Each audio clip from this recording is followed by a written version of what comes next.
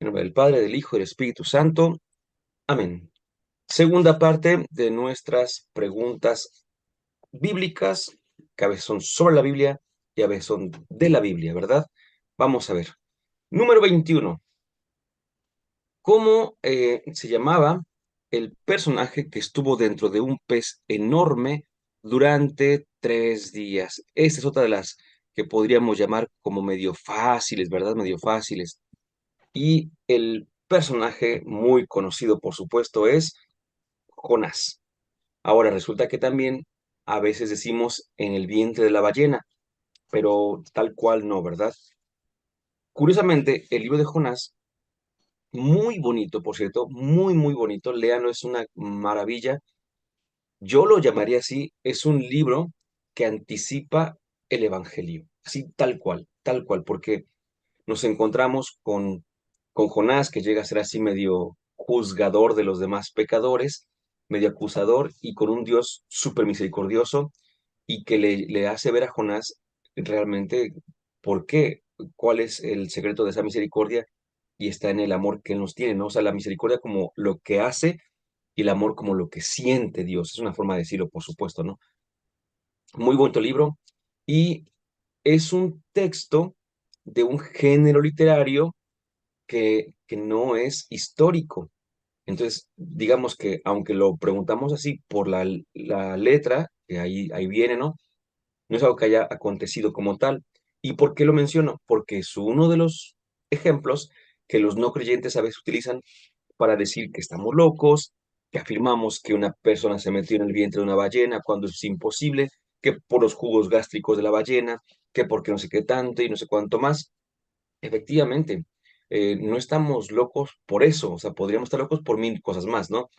Pero al afirmar esto, no afirmamos la historicidad del relato, afirmamos el mensaje del relato. Entonces, eso es importante. Número 22. ¿Por qué se dice que el fruto del árbol prohibido era una manzana? Por un error de traducción de la lengua latina. Recordemos, esta pregunta también es parte de las 100 preguntas, pero lo anticipamos un poquito, que el lenguaje internacional, por así decirlo, en algún momento, pues fue primero el griego, ¿verdad? Ya ven que Alejandro Magno conquistó increíblemente un espacio grandísimo, pero después el lenguaje internacional fue el latín con el Imperio Romano y durante mucho tiempo. De hecho, tan importante el lenguaje latino, el idioma latín, que la iglesia hasta el día de hoy lo mantiene como su idioma oficial. En nuestra iglesia, vaya, nuestra iglesia. Ya ven que hablan y los documentos están escritos en latín y se traducen, por supuesto, pero el latín fue como que acá. Entonces, cuando se tradujo del griego, perdón, del hebreo al latín, hubo allí una traducción, pues no mala, bien hecha, pero lamentablemente esa traducción, al volver a traducirse, pasó que justamente había como que dos formas de traducir una palabra. Y la palabra era Mali. Entonces, el árbol del bien y del mal, Mali, pero también podría traducirse como manzano. Entonces, cuando la tradujeron, dijeron, ah, bueno, pues este árbol del bien y del mal, pues es un manzano, cosa que pues evidentemente no, pero pues se quedó así ya para la eternidad, diríamos, ¿no? Ayer justamente platicamos con algunas personas, ahí los alumnos, que incluso hasta el día de hoy decimos, no, pues la manzana de Adán que tenemos aquí, ¿no? Y decimos, ¿qué significa eso? Pues la manzana que se atragantó a Adán y no sé qué tanto, porque ya hay ideas ya muy folclóricas, pero que se da uno cuenta de que todavía está en la mente el pensar que fue una manzana, pero no, no fue una manzana, no, no dice un nombre, pero aunque dijera el nombre, mis queridos hermanos, el mensaje no es un mensaje de botánica, es un mensaje teológico. Entonces habría que ver la diferencia entre lo que dice, lo que diría si dijera manzana y lo que quiere decir. ¿A qué se refiere? 23. Nombre del sucesor de Moisés que da título al sexto libro de la Biblia. ¿Quién es? ¿Quién es? ¿Quién es? ¿Quién es? ¿Quién es? Josué. Importantísimo Josué. Yo siento que Josué es uno de esos personajes infravalorados. porque fue alguien importantísimo. Uno escucha hablar mucho, pues obviamente de Moisés, de Abraham, gente que movió al pueblo, ¿no? Pero Josué fue uno que los supermovió al pueblo, tanto que los introdujo en la tierra prometida y empezó con la conquista de la tierra prometida. Entonces es muy, muy importante y da título al sexto libro. Entonces hagan de cuenta que tenemos el Pentateuco, Génesis, Éxodo, Levítico, Números, Deuteronomio y Josué. Y esto porque es importante también, porque algunos autores mencionan que la historia que inicia con el Éxodo debería abarcar hasta el libro de Josué, ¿sí? Es que es importantísimo, es un libro buenísimo. Aparte está muy, muy bonito, ¿eh? Muy bonito. 24. ¿Cuántos relatos de la creación existen en la Sagrada Escritura? Pregunta que ustedes saben muy bien. Dos. Dos relatos de la creación. El primero que va Génesis 1, del 1 al 2, 4a. Y el segundo relato que es Génesis 2, 4b al 25. Este es el ejemplo que les puse hace ratito para decirles cuando se dividieron en capítulos y versículos, que no fue la división más feliz porque hubo varias situaciones y dentro de ellas justamente está, aquí lo vemos, de entrada, lo mejor es que lo primero mejor es que el primer relato, o mejor dicho, el primer capítulo del Génesis abarcara hasta lo que hoy es el 2.4a, hasta lo que hoy, ¿sí? Y la segunda cuestión mejor es que el versículo 4 fueran versículo 4 y 5, ¿no? Porque están dos ideas en un mismo versículo, era mejor partirlas, pero repito, eso lo sabemos hoy, cuando eh, Roberto Stiens, Santos Pagnini y Langton lo hicieron la división, pues no sabían muchas cosas que sabemos el día de hoy. 25. Esa es buena. ¿Por qué la numeración de los salmos en algunos de ellos varía? No en todos, pero vamos, 1, 2, 3, 4, 5, 6, 7, 8, 9, y ya ahí empezamos con paréntesis. ¿Han visto, no? Que incluso les habrá pasado que decimos, ay, el Salmo del Buen Pastor. ¿Cuál es el Salmo del Buen Pastor? Pues el Salmo 23, te dice una persona, dicen, no, no es el 22. Ah, caray. Bueno, bueno, el Miserere, el famoso Salmo del rey David, cuando se sintió acorralado por la palabra de Dios que le hizo ver que era un pecador. ¿Cuál es el Miserere? Pues el 50, no que el 51. Entonces, ¿cómo? Y se dan cuenta que hay una doble numeración en algunos de los salmos, no en todos. Pues, ¿a qué se debe? A la traducción griega, la de los setentas, ¿verdad? La Septuaginta, cuando se tradujo, los mismos traductores tenían también algunas intenciones y entonces algunos salmos los dividieron, luego se volvieron a juntar y todo esto, y volvemos a lo mismo, el contenido intacto, pero la numeración varía, la división varía, entonces por eso es que tenemos esa doble numeración por la traducción griega, la famosa Septuaginta, de la cual ya hablamos hace ratito. 26. Ah, uy, le puse profeto, pero no fue por mostrar, fue un error mío, ¿no? Es que qué profeta se quemó la boca con una brasa, así, con un carbón encendido, porque pertenecía a un pueblo de labios impuros y con esa acción él decía que iba a quedar limpio. Hombre, pues es que el Señor lo quería mandar a predicar. Dijo, no, Señor, yo habito un pueblo de labios impuros. Y le dijo el Señor, bueno, pues aquí ten tu bracita para que con eso quedes limpio. Ay, Dios mío, qué modos, qué modos. ¿Quién fue? ¿Quién fue? El profeta Isaías. Ahí cuando se narra su vocación, ahí se narra este episodio de la llamada, de que le hace Dios, que él como que pone cierta resistencia, pero que pues ahí está la solución, ¿no? Que sea purificado sus labios, su boca, sea purificada para que pueda compartir el mensaje. No digo que hoy nos quememos con una brasa, pero efectivamente sí, eh, tenemos que purificarnos. Y aprovecho porque a decir eh, una imagen que la verdad me llamó mucho la atención, pues me confrontó muchísimo también, ¿no? Evidentemente, ¿no?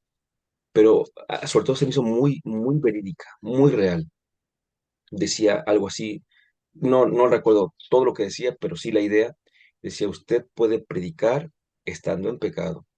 Usted puede orar estando en pecado. Usted puede cantarle al Señor estando en pecado, pero usted no puede entrar al cielo en pecado, estando en pecado. Híjole, así como que dices, pues sí es cierto, ¿no? O sea, a lo mejor yo ahorita estoy mintiendo, robando y tengo un tema a las 5 de la tarde y cómo no, pues yo voy y doy el tema, siendo que hoy mismo estuve haciendo todos sus pecados, ¿no? Ya los frutos y demás, otra cosa, ¿no? Pero de que lo puede hacer, pero no puedes decir, voy a entrar al cielo, estoy en pecado, voy a entrar. No, hay que purificarse. Entonces, confronta porque dices, ¿cuántas cosas hacemos en nuestra vida estando en pecado? Y el profeta Isaías decía, yo no puedo ir a predicar porque habito un pueblo de labios impuros y mis propios labios están impuros. Dice el Señor, pues te purificamos, no te preocupes. 27. ¿Cuál es el nombre de la mamá de Samuel? Samuel el juez, por supuesto, ¿no? Y el nombre, a ver si lo recuerdan, es Ana. Lo encontramos en el primer libro de Samuel, capítulo 1, versículos 19-20. Aquí hay una cosa importante. Eh, ven que las preguntas que vamos poniendo, pues evidentemente tienden a ser pregunta-respuesta, pero de ahí también tomamos un punto de partida para poder dar un mensaje, ¿eh? Eso es lo que también estoy tratando de hacer. Espero que la mayoría se haya podido. ¿Por qué es importante hablar de Ana y de Samuel? Porque si recuerdan, Ana era muy, muy fiel y ella oraba con mucha insistencia y era estéril, entonces no puede tener hijos y ella le dijo al Señor, Señor, dame un hijo, por favor, dame un hijo y yo te lo consagraré.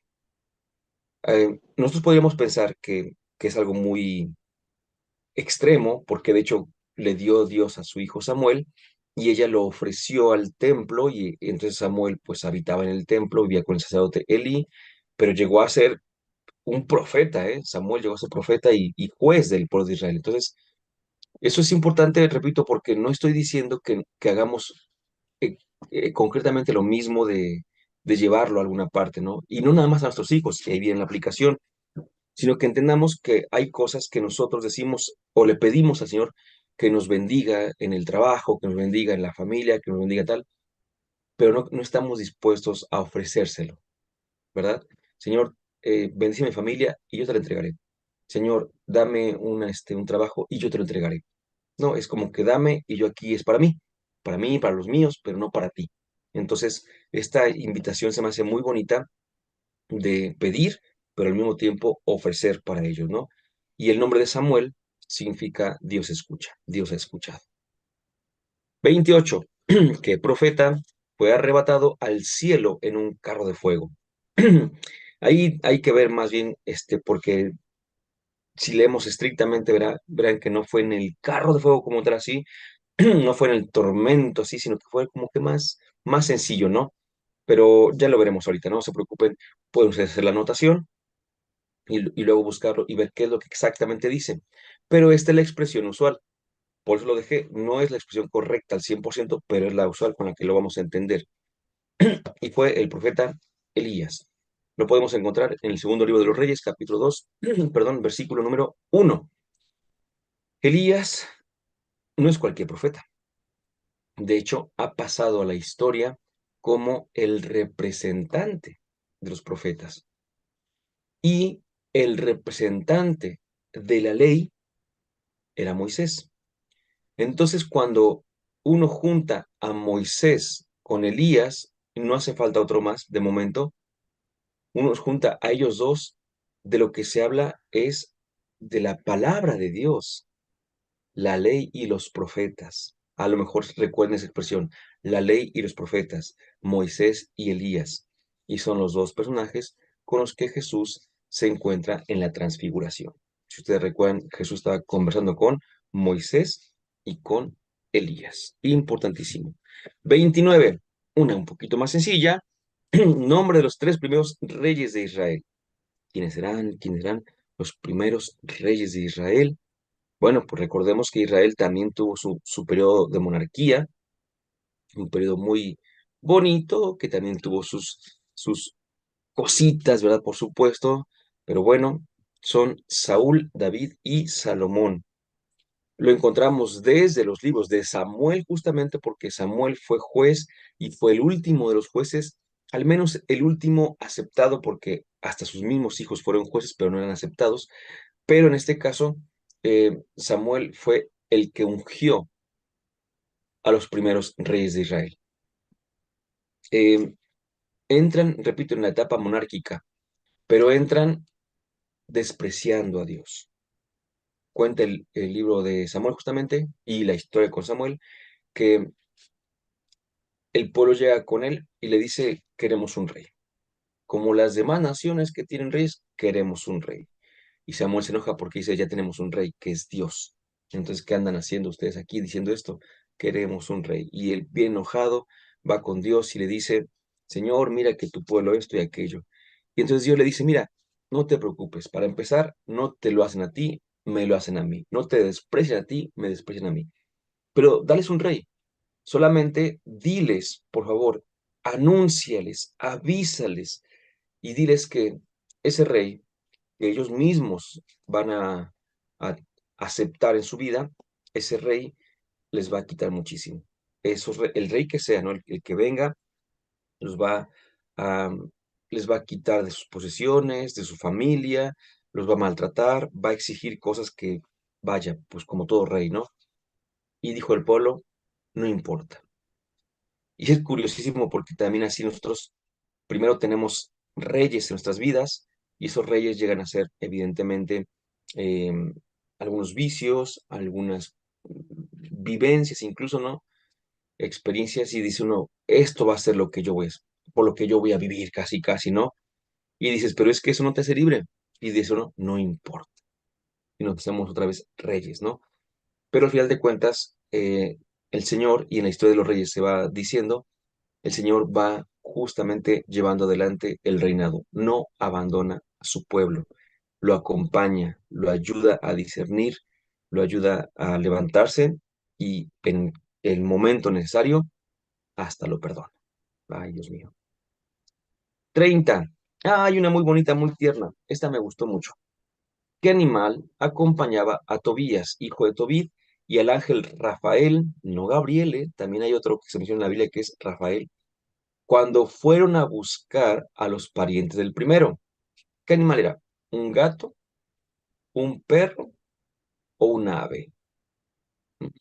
A ver, piensen, piensen, piensen. Si alguien sabe quién iba acompañando, pues era un perro. Lo vemos en el libro de Tobías, capítulo 6, versículo 2, ¿verdad? 31. ¿Cuál era el oficio? Ah, eso es muy interesante. ¿Cuál era el oficio de Sansón? El hombre de mucha fuerza física. ¿Se acuerdan de Sansón, no? Sansón y Dalila, por supuesto. Pues él, su oficio no era ser fuerte, no era el fortachón de la feria del circo, no, no, no. Él tenía un oficio, a ver, ¿cuál era? ¿Cuál era? ¿Cuál era? ¿Quién sabe cuál era este oficio? Era, y es bien simpático porque a lo mejor ni lo creen, era juez. Sansón era juez. En el libro de los jueces, ahí se menciona la historia que pues ya de manera ordinaria conocemos. Jueces 13 al 16 encontramos la historia de Sansón, para que la busquen y veamos más de qué trata esto, ¿verdad? 32. ¿Por qué se dice? Ah, oh, aquí esta se repitió, bueno, la repetí, mejor dicho, ¿no? ¿Por qué se dice que el fruto del árbol prohibido era una manzana o un error de traducción de la lengua latina? Ese ya habíamos visto. Una disculpa, y sé por qué porque lo repetí. Y no me sorprendería que hubiera otra repetida por ahí. Pero bueno, pues por la forma en la que hice el formato, ¿no? Disculpen, a 32 se las debo. 33.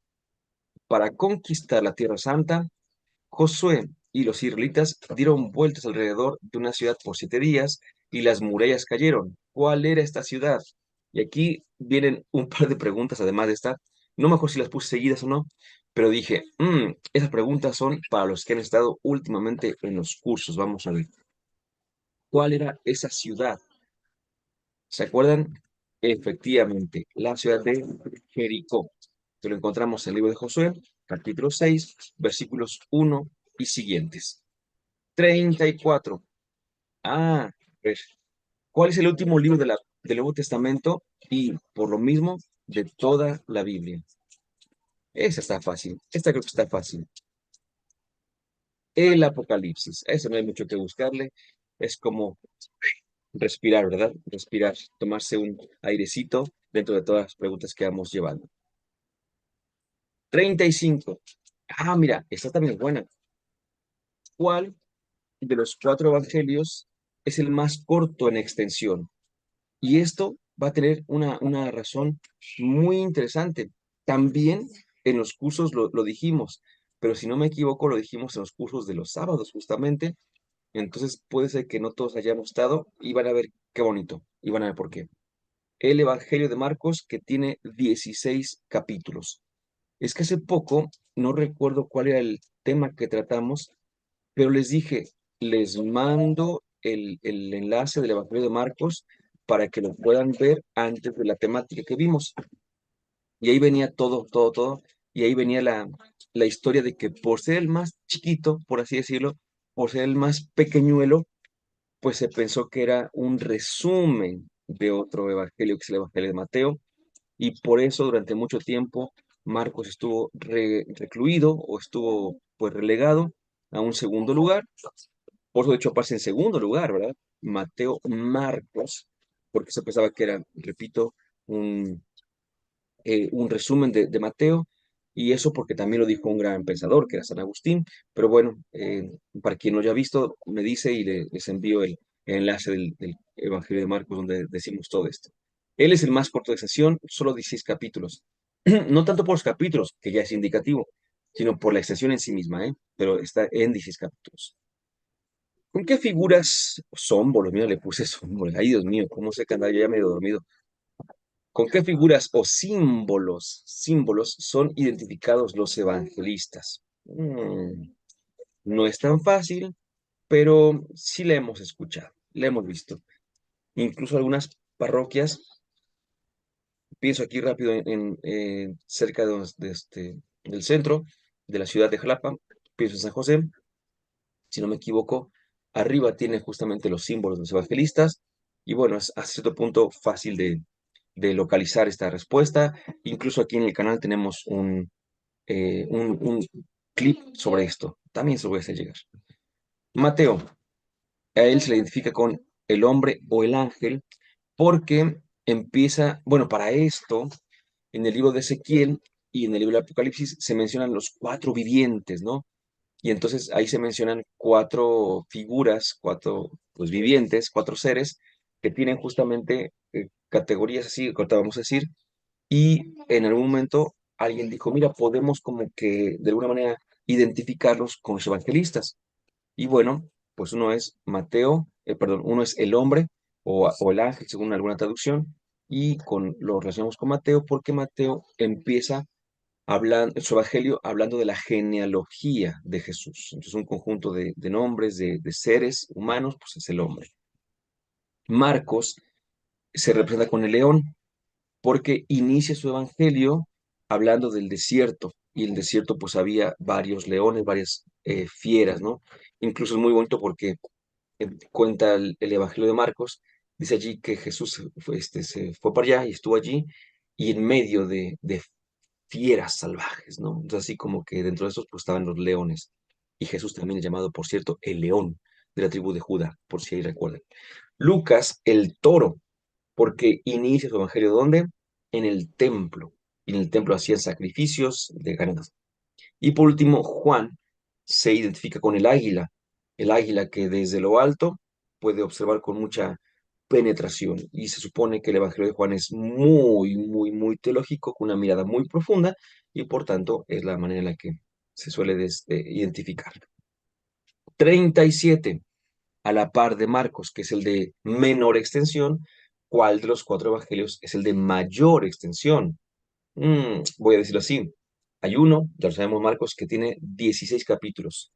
Hay otro, de momento no lo digo, que tiene 21 capítulos. Hay otro que tiene 24 capítulos, y el evangelio que tiene mayor extensión es que tiene 28 capítulos. Y es el evangelio de Mateo, ¿verdad? Lucas tiene 24, Juan tiene 21 y Marcos tiene 16. Una, para descansar, ¿verdad? Para descansar. Uy, ya, para no pensarle tantísimo. ¿Cuál era el defecto físico que tenía Bartimeo? Sí lo recuerdo, sí lo recuerdo, sí lo recuerdo. Sí, sí lo recordamos. Y el defecto físico es que Bartimeo era ciego. Lo encontramos en Marcos 10, 46, 52. Muy bien, miren, vamos bien. A lo mejor llegamos a las 50 preguntas. A ver si no nos extendemos mucho en las otras.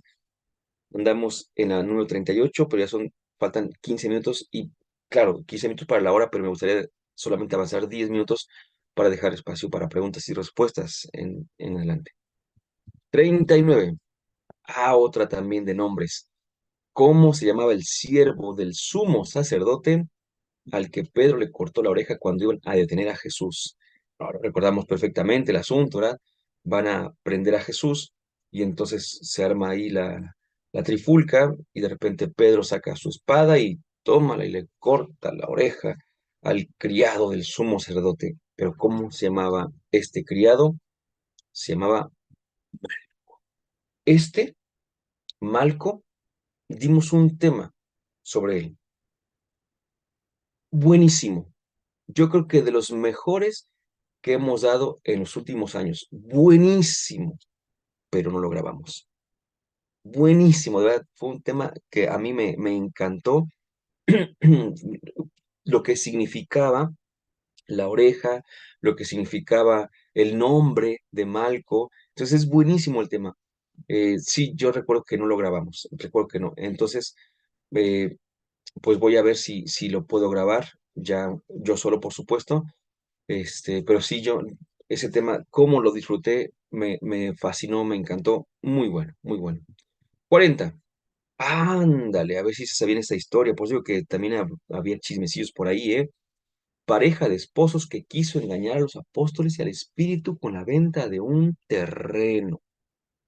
Es que ahí tienen que cuando empezó todo esto de la vida comunitaria, que ustedes deben recordar que en el libro de los Hechos Apóstoles se narra las vivencias de la primera comunidad, pues mucha gente se quería incorporar. Y hasta el día de hoy la gente es muy generosa, mucho, muy generosa. Entonces lo que tiene lo da, ¿verdad?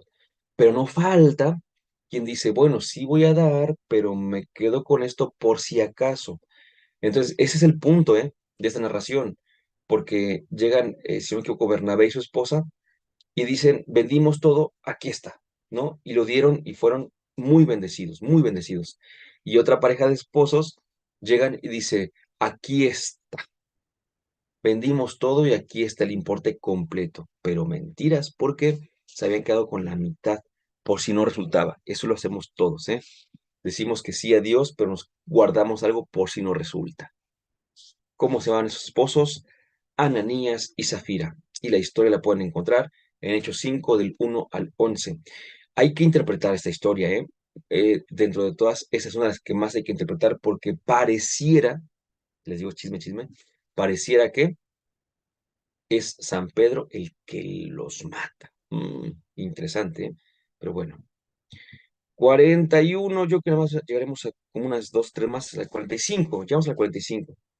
A ver si llegamos a la 50 mínimo, pero bueno. ¿Hacia dónde llevó el Espíritu Santo a Jesús cuando lo bautizaron? Jesús fue bautizado y el Espíritu, ¿a dónde se llevó a Jesús?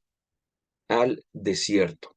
Lo vemos en Marcos 1, 12 y sus paralelos respectivos. Y uno dice, ay, mira, una pregunta nada más muy sencilla de geografía. No, no, no, no, no, no, no, no. Resulta que, en primer lugar, eh, los evangelios, sobre todo los sinópticos, utilizan distintas formas de decir cómo llevó el Espíritu a Jesús. Uno dice que lo llevó, otro que lo condujo, y Marcos dice que lo empujó, así tal cual, ¿no? Entonces, como si fuera una obligación ir al desierto. Ahora, ¿qué tiene que ver el desierto? ¿Qué tiene de particular el desierto? Curiosamente, les anticipo, miren, falta muchísimo, primero Dios, falta muchísimo, pero de todos modos, se los comento. Me invitaron a escribir en una revista, un artículo para la revista del seminario, a lo mejor la conocen, la revista Mensaje. Y bueno, pues evidentemente, es una revista muy bonita y Ya en otras ocasiones me han invitado, pero ya tenía tiempo que no lo hacían y ahora lo han vuelto a hacer y yo estoy contento, muy contento. Y el tema, porque se prepara con mucho tiempo de anticipación y aparte la que va a salir ahorita en Adviento ya está pues casi imprimiéndose, yo creo. El tema, dentro de otros, incluye la cuaresma. Entonces ahí me invitaron a escribir sobre el significado del número 40. Pero cuando hablamos de la cuaresma, además del tiempo, cuadragésima, 40, pues también hablamos del desierto. Y generalmente hablamos del desierto como tiempos de nuestra vida, así como que nos sentimos en ese desierto y demás. Pero en realidad el desierto es un periodo de decisión. Que el Espíritu haya llevado a Jesús al desierto es porque Jesús tenía que tomar decisiones. Y Jesús tomó, lo vemos, una decisión muy bonita para nosotros, para los suyos, quién sabe cómo habrá sido, pero fue dejarlo todo y dedicarse al anuncio del reino. Eso es importantísimo porque me gustó mucho esa frase de que la leí, ya ni recuerdo quién la dijo, pero me gustaba mucho, ¿no? Que decía que fue tan impactante para Jesús su experiencia del bautismo y el desierto que no volvió a su casa. Él salió con la intención de volver, porque él iba a ser bautizado por Juan y en su intención era volver, pero le impactó tanto que nunca volvió a su casa. Y mira, 3 años después lo mataron por la causa del reino. Muy bien, ¿no? 42. Ah, mira, colores de los 4 caballos del Apocalipsis. Y dije, también de eso ya platicamos, así que pues a ver si se acuerdan, ¿verdad? Colores de los 4 caballos. A ver, el primero es blanco, el segundo rojo, el tercero negro y el último verdoso, verde verdoso. Bueno, ya sabemos que cada caballo, cada color, eh, hasta el jinete, tiene también su razón de ser, así que remito a los videos por ahí que hemos tenido. Ya casi vamos a terminar, ya casi vamos a cerrar. Si llegamos hasta la 45, si les parece bien, y ahí terminamos el día de hoy. 43. Libro y capítulo donde se encuentra el himno al amor de Dios. Mm, el himno al amor de Dios, incluso el himno al amor, así se dice también, ¿no? El himno al amor. Ahí sé que dice, no se acaba, no se acabará, la paciencia todo lo puede. Y es primera carta a los Corintios. En este himno es preciosísimo, preciosísimo. ¿Se acuerdan cuando dicen si yo no tengo amor, si el amor no pasa, el amor, tantas cosas, ¿no? Tan bonitas que se dicen, lo encontramos en la primera carta a los Corintios, capítulo 13, por si alguien alguna vez dice, ¿dónde está? ¿Dónde está? ¿Dónde está? Primera a los Corintios 13. De hecho, hay un canto muy bonito que se llama Corintios 13. Bueno, hay muchísimo, ¿no? Pero este canto que yo les digo es de un grupo de nombre Harry Jans. El canto está preciosísimo, de verdad. Ese canto, repito, Corintios 13 de Harry Jans, se lo pueden poner y de inmediato uno se siente transportado a ese amor justamente, ¿no? Vamos concluyendo esta intervención. 44. ¿Qué evangelista? Esta les decía hace ratito.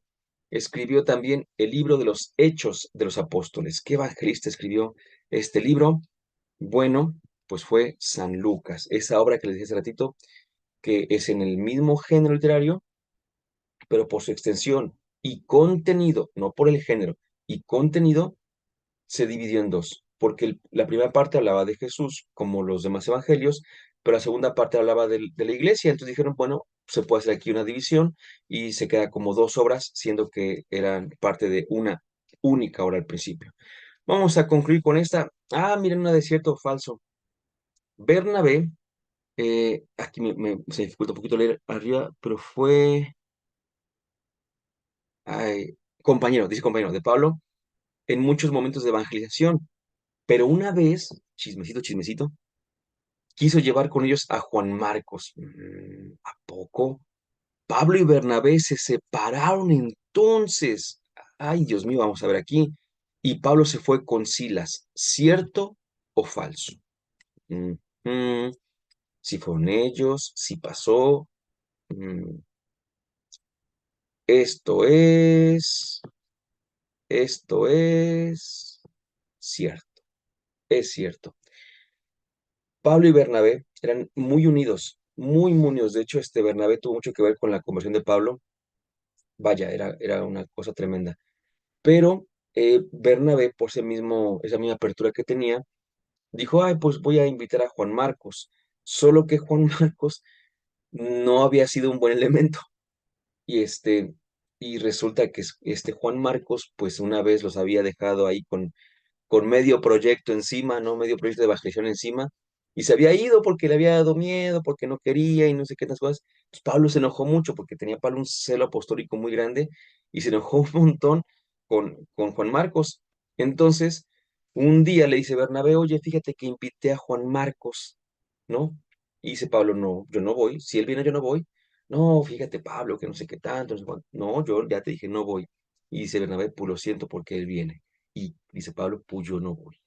Y entonces Bernabé se fue con Juan Marcos y Pablo se fue con Silas.